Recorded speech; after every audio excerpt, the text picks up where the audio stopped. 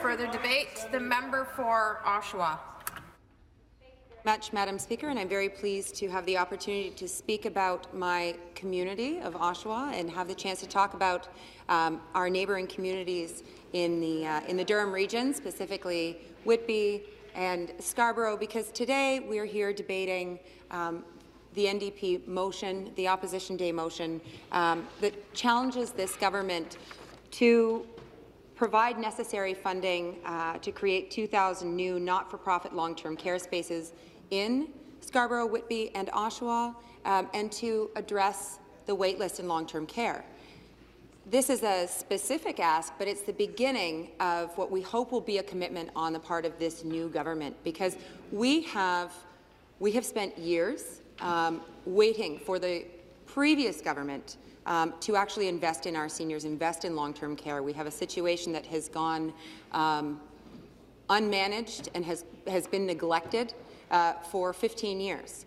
And you know, the government talks about promise made and promise kept, but this is a Liberal promise. The Liberals promised that they were going to invest, or we're going to create 6,000 long-term care spaces over 5 years, and this government is choosing to keep that promise on behalf of the last government.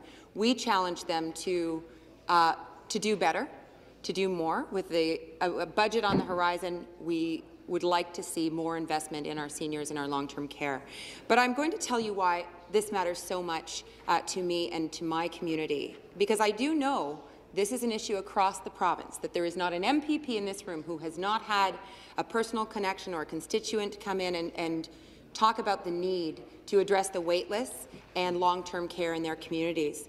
But it's specific to my area because I am part of the Central East LIHN. Oshawa, Whitby, they're part of the Central East LIHN. And Speaker, I'm going to take us back in history a little bit. It was the Harris Conservatives that cut and froze funding where it was at a point in time that has not been reevaluated, that we have, from that point in time when everything was frozen, the Durham region and areas east of Toronto have flourished, have grown. Yep. They've expanded, and yet that decision to freeze at that point has not been reevaluated. So the Central East LIHN has the dubious honour of being right at the bottom when it comes to funding. So that translates into all sorts of things, like having the longest wait lists for long-term care. That when you look at the 32,000 spaces that are needed, the 32,000 folks on wait lists across the province waiting for long-term care beds, it's the Central East LIHN. It's our area that accounts for 1/5 of them. Well, you know, we're wonderful in Durham region, we really are, but I don't know that we account for 1/5 of the province when it comes to population or seniors. And yet, we are 20% of the provincial waiting list. So that is why we are choosing with this Opposition Day motion to focus in on our neck of the woods to make the point. 2,000 beds is what we're calling for to make, is really I'd say a start, but it would go towards eliminating wait lists. And then the government, when they're choosing to invest in our area, will look at the rest of the province and make sure that all folks have what they need. So that is why we're here challenging this government. But now I want to bring it home, and I appreciate that our leader came to Oshawa this morning and we had the opportunity, we were invited into the home of Reverend Stephen Mills and Annette Mills, and they reached out to us, and I'd like to read part of their letter that they sent to our office. Quote, "My father, Walter Stephen Mills, aged 91, has been a resident of Oshawa almost his entire life. His career was as diverse as working as a machinist in his younger years to serving as Minister of Visitation at Calvary Baptist Church and as a chaplain at Oshawa General Hospital in Lakeridge. After retirement, he continued to serve as a volunteer chaplain at Lakeridge until his health deteriorated. 6 years ago, my wife and I moved in with him because it was evident to me and to my sisters that Dad could no longer live by himself. The first 3 years were manageable, and then Dad's dementia escalated to the point we signed him up on a list for Hillsdale Manor, his first choice for a nursing home. The last 6 months have become unmanageable. My father is up all times of the night. We have sensors on the front and back doors that sound an alarm when he tries to leave for a variety of reasons, such as 2 a.m. to go to work, 4 a.m. to get his haircut, 3:15 a.m. to go to church. A full night's sleep for us is an impossibility. Dad is now on the list of 5 different nursing homes. Tragically, those homes have up to 100 names ahead of my father. My wife and I are in our 60s. My 2 sisters are in their 70s. We simply cannot provide our father the care he so desperately needs. Thank you for your desire to help seniors in Oshawa." End quote. Speaker, it was wonderful to sit in their home, be invited in, and to share in what is a vulnerable reality for many of our community members. They had a lovely home. It was their father's home, and we were surrounded by their family's history, their family story. Proud military service. Actually, his father, Walter, that we're trying to find a space for Walter, his grandfather had been a prisoner of war and carried in his wallet a handwritten letter from King George welcoming him home.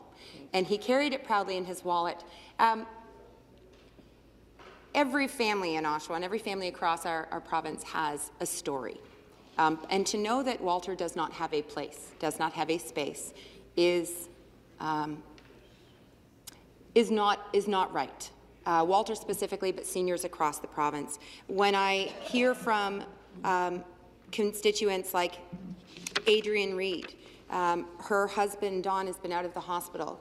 She's struggling with his dementia and supporting him. He has been on the wait list for different long-term care homes, but he now is in the hospital because she couldn't look after him at home.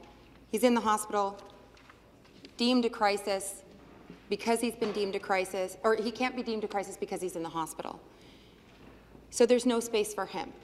We have seniors in our hospitals in what's called ALC waiting for a space, but they can't be deemed a crisis while they're in the hospital, and long-term care homes don't have to take them. I asked a question in this legislature on behalf of Marianne Follis and Stephen Hoare about their mother, Anna Hoare, who, again, the same situation, lived in a retirement home, found herself in a hospital. The retirement home wouldn't take her back. She had nowhere to go. We were able to advocate and work alongside the family, and she's in a temporary space, but they're still waiting for her forever home because they don't want her to die in hospital. And this is the story of so many across our communities. So here we are asking this government to make this a priority, to put it in the budget. We've heard from our leader who talked about the numbers that at Hillsdale in Oshawa, over 1,400 people on the waiting list. At Fairview Lodge in Whitby, over 1,500 on the waiting list. And incidentally, Speaker, at Hillsdale, that is a home that is subsidized by the region. Everyone wants to be there. We need quality care. We need more spaces. We need to build spaces for folks that will look after their complex care needs. Folks aren't just getting older, they're also living longer, and we need to be ready for that. So this government should not be championing the last government's plan of 6,000 beds over 5 years. That is insufficient, and we all darn well know it. Yep. This is an issue in our community that focuses attention on the Central East LIHN, on Oshawa, Whitby and Scarborough, but we can extrapolate that need across the province. Ours is just extremely acute, and I hope that this government has heard us. I hope that you will indeed pass this motion and put our seniors and their care as a priority in the upcoming budget, because our seniors deserve at least that much. Thank you, Madam Speaker.